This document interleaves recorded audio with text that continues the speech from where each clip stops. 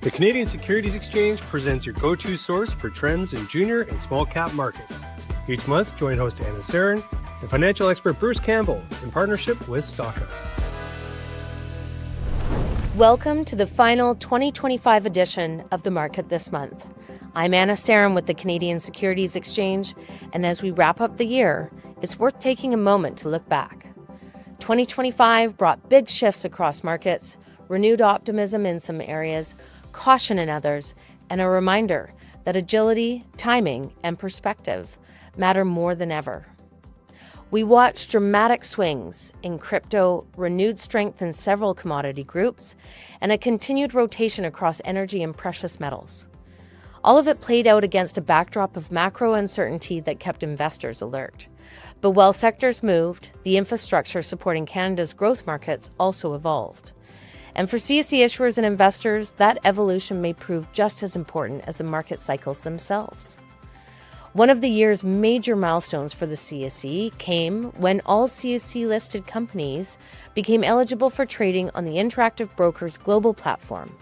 This expands the reach of Canadian small cap and growth issuers to a worldwide audience of active investors, increasing visibility, improving liquidity potential, and opening doors that previously didn't exist.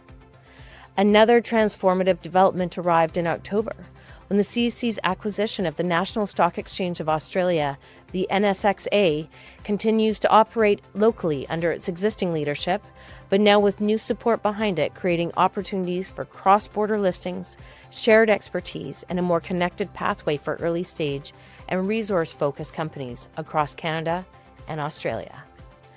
And while that infrastructure shifted, issuer activity stayed strong. At the end of October, CSE mining issuers surpassed $1 billion raised in 2025, highlighting continued confidence in the exploration and development cycle. A standout story this year was Blue Lagoon Resources, one of only 9 companies in the past decade to receive a new mine permit in British Columbia. We attended their mine opening earlier this year, and the company's commitment to strong First Nations partnerships will soon be recognized with the National Award from the Prospectors and Developers Association of Canada. You can see a full podcast done on CSE TV with Blue Lagoon Resources. Go check it out. We also welcome new listings this past month, including Encore Technologies, a next-generation digital infrastructure company, and BitZero Holdings, a clean energy-powered data center operator, backed by none other than a strategic investor, Kevin O'Leary, both joining a growing roster of new technology companies focused in AI and blockchain arena, choosing the CSE. All told, it's been a month and a year of growth, recognition, and momentum for the CSE issuers as we head into the final stretch of 2025.